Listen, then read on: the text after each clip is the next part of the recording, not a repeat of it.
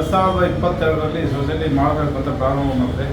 2022ರಿಂದ ಇದುವರೆಗೂ ಇದನ್ನು ಪ್ರಾರಂಭ ಮಾಡ್ಕೊಂಡ್ಬಂದು 2022ರಲ್ಲಿ ಒಂದು ಸೊಸೈಟಿ ರಿಜಿಸ್ಟರ್ ಮಾಡಿದ್ರೆ, ಆಮೇಲೆ ಅದು ಸಸ್ಪೆನ್ಸ್ ಅಕೌಂಟ್ ಅಂತ ಓಪನ್ ಮಾಡಿದ್ರೆ, ಅದಾದ ಮೇಲೆ ಅಧಿಕೃತವಾಗಿ ನಮಗೆ ಡಿಸೆಂಬರ್ 5ನೇ ತಾರೀಕು ನಮ್ಗೆ ಅಧಿಕೃತವಾಗಿ ಆದೇಶ ಕೊಟ್ಟರು ಡಿಸ್ಟ್ರಿಕ್ಟ್ ರಿಜಿಸ್ಟ್ರಾರ್ ಆಫೀಸಿಂದ. ಅವತ್ತು ನಮ್ಮನ್ನೆಲ್ಲ ಡೈರೆಕ್ಟ್ರಾಗಿ ಕನ್ಸಿಡರ್ ಮಾಡಿದ್ರು. ಕನ್ಸಿಡರ್ ಮಾಡಿದಾದಮೇಲೆ ಅಲ್ಲಿ ಪ್ರಥಮ ಸಭೆ ಮಾಡಿದ್ವಿ. ಅದಾದಮೇಲೆ ದಿನಗಳು ಚೆನ್ನಾಗಿಲ್ಲ ಅಂತೇಳಿ ಜನವರಿ 5ನೇ ತಾರೀಕು ಕೇಳಿದ್ರೆ ನಮಗೆ ರಾಜ್ಯ ಮಂತ್ರಿಗಳಿಂದ ಡೇಟ್ ಸಿಕ್ಕಿರಲಿಲ್ಲ. ರಾಜ್ಯ ಮಂತ್ರಿಗಳು ದಿನಾಂಕ ಕೊಟ್ಟ ಮೇಲೆ ನೀವು ಯಾವುದೇ ದಿನಾಂಕದಲ್ಲಿ ಬರ್ತೀವಿ, ಜನವರಿಯಲ್ಲಿ ಮಾಡಿದ್ರೆ ನಾನು ಬರ್ತೀನಿ ಅಂತ ಹೇಳಿದ್ರು. ಜನವರಿ 5ಕ್ಕೆ ನಾವು ಒಂದು ದೊಡ್ಡ ಕಾರ್ಯಕ್ರಮ ಮಾಡಿದ್ವಿ. ರಾಜಣ್ಣ ಉದ್ಘಾಟನೆ ಮಾಡಿ ಕಾರ್ಯಕ್ರಮ ಅದ್ದೂರಿಯಾಗಿ ಮಾಡಿ ಈ ಒಂದು ಸಮುದಾಯ ಕಲ್ಯಾಣ ಮಂಟಪದಲ್ಲಿ ಮಾಡಿ ಅದ್ದೂರಿಯಾಗಿ ಮಾಡಿ ಇನಾಗ್ರೇಷನ್ ಮಾಡಿ ಆವತ್ತಿಂದ ಚಾಲನೆ ಕೊಟ್ವಿ. ಆವತ್ತಿಂದ ಅದಾದ ತಕ್ಷಣ ನಾವು ಇಲ್ಲಿ ನಮ್ಮ ಸಂಸ್ಥೆಯಿಂದ ಲೋನ್ ಕೊಡುವಂಥದ್ದನ್ನು ಪ್ರಾರಂಭ ಮಾಡಿದ್ವಿ. ಬೆಂಗಳೂರು ಪೂರ್ವ ತಾಲೂಕಿನಲ್ಲಿ ಪ್ರಪ್ರಥಮವಾಗಿ ವಾಲ್ಮೀಕಿ ಜನಕಲ್ಯಾಣ ಕೋಆಪರೇಟಿವ್ ಸೊಸೈಟಿ ಅಂತ ರಾಜ್ಯ ಮಟ್ಟದ ಸೊಸೈಟಿಯನ್ನು ನಾವು ಮಾಡಲೇಬೇಕು ಅಂತ ನಮ್ಮ ಸಮುದಾಯದ ಒತ್ತಾಯದ ಮೇರೆಗೆ ಇದನ್ನು ಮಾಡಿದ್ದೀವಿ. ಇನಾಗ್ರೇಷನ್ ಆಗಿದೆ. ಈಗ ಇದನ್ನು ಚಾಲನೆ ಕೊಟ್ಟಿದ್ದೀವಿ. ಜನವರಿ 5ನೇ ತಾರೀಕು ಅಧಿಕೃತವಾಗಿ ಚಾಲನೆ ಕೊಟ್ಟರೆ, ಅದಾದ ನಂತರ ಲೋನ್ ಇಶ್ಯೂ ಮಾಡೋಂಥ ಕೆಲಸನ ಪ್ರಾರಂಭ ಮಾಡಿದ್ದೀವಿ. ಮಾರ್ಚ್ವರೆಗೂ ಒಂದು 7-8 ಜನಕ್ಕೆ ಕೊಟ್ಟಿದ್ದೀವಿ. ಈ ತನಕ 47 ಜನಕ್ಕೆ ಕೊಟ್ಟಿದ್ದೀವಿ. ಒಂದು 50 ಲಕ್ಷ, ಸುಮಾರು 50 ಲಕ್ಷದವರೆಗೂ ಲೋನ್ ಕೊಟ್ಟಿದ್ದೀವಿ.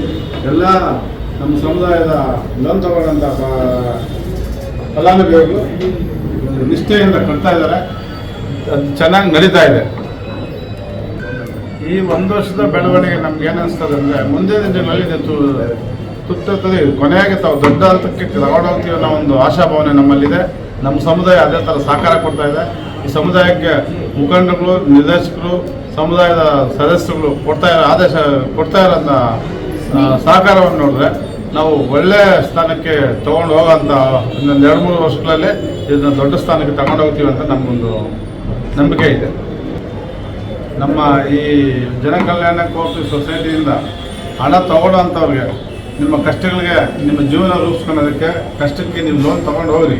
ತಗೊಂಡು ಹೋದ್ಮೇಲೆ ಅದು ನನಗೆ ನಿಷ್ಠೆಯಿಂದ ಕಟ್ಟಿದ್ರೆ ಈ ಸೊಸೈಟಿ ಬೆಳೀತದೆ. ನೀವು ಕಟ್ಟಿರೋದ್ರೆ ಸೊಸೈಟಿನೂ ಬೆಳೆಯಲ್ಲ, ನಾವು ನಿಮ್ಮ ಕಷ್ಟಕ್ಕೂ ಆಗೋಲ್ಲ, ನಿಮ್ಮಿಂದ ನಾವು ಕಷ್ಟಕ್ಕೆ ಸಿಗಾಕಂತೀವಿ. ಕಷ್ಟಕ್ಕೆ ಸಿಗಾಗೋಣ ಅಂತ ಪರಿಸ್ಥಿತಿನ ಉದ್ಭವ ಮಾಡಬೇಡ್ರಿ. ನಿಮ್ಮ ಅನುಕೂಲಗಳಿಗೆ, ನಿಮ್ಮ ಕಷ್ಟಕ್ಕೆ ಉಪಯೋಗಿಸ್ಕೊಳ್ರಿ.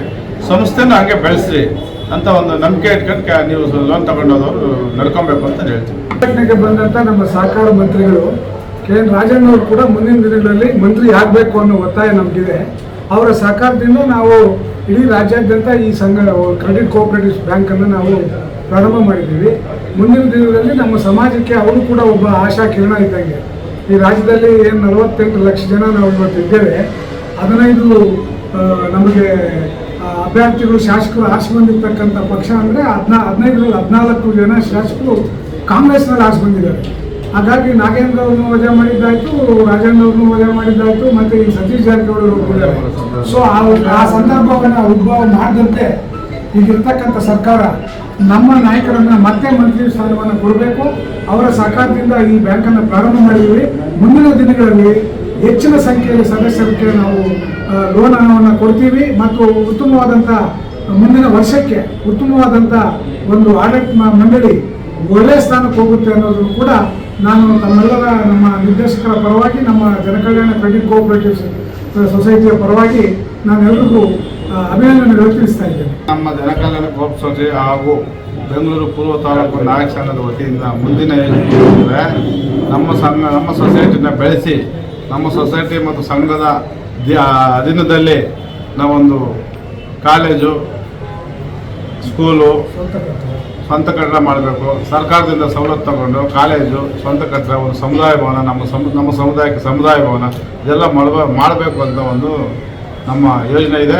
ಇದಕ್ಕೆ ಮುಂದಿನ ದಿನಗಳಲ್ಲಿ ಮುಂದಿನ ಸರ್ಕಾರದಲ್ಲಿರೋಂಥವ್ರನ್ನ ಭೇಟಿ ಮಾಡಿ ಇದಕ್ಕೆ ಬೇಕಾದಂಥ ಸವಲತ್ತುಗಳನ್ನ ಸರ್ಕಾರದಿಂದ ಕೊಡೋದು ಅದು ಮಾಡಬೇಕು ಅನ್ನೋದು ಒಂದು ನಮ್ಮ ಧ್ಯೇಯ ಇದೆ. ಅದರಿಂದ ಅದನ್ನು ಮುಂದಕ್ಕೆ ಮಾಡ್ತೀವಿ, ಅದಕ್ಕೆ ಪ್ರಯತ್ನ ಪಡ್ತೀವಿ.